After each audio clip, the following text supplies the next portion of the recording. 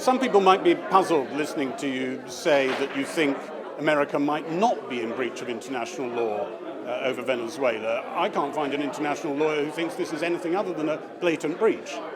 International law has to be the framework and the anchor, the benchmark, if you like, against which we gauge all actions of all governments across the world.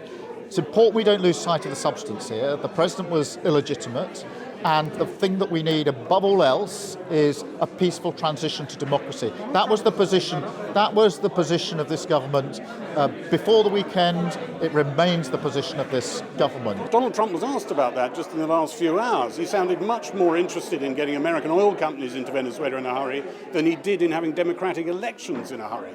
That's the guy, isn't he? That's what he's like. I speak for our government, and let me be absolutely clear that peaceful transition to democracy is the number one priority in Venezuela. That's been our position before the weekend. It remains our position. I do think that it's important to just look in here at the substance of the issue. The president was illegitimate. He caused untold misery for people in Venezuela, and we need that transition to democracy, that peaceful transition. That, as I say, the position before the weekend remains our position. But it's important also, isn't it, for countries like Britain to lay down red lines. Would it be a red line if President Trump decided to do the same thing in Cuba that he just did in Venezuela?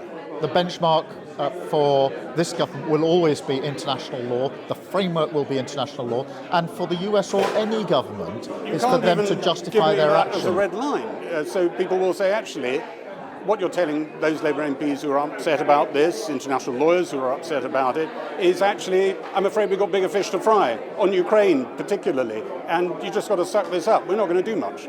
No, I'm not saying that at all. I've been absolutely clear. The framework is international law. I've been an advocate and argued for international law all my life. That hasn't changed. This hasn't changed. The situation is complicated.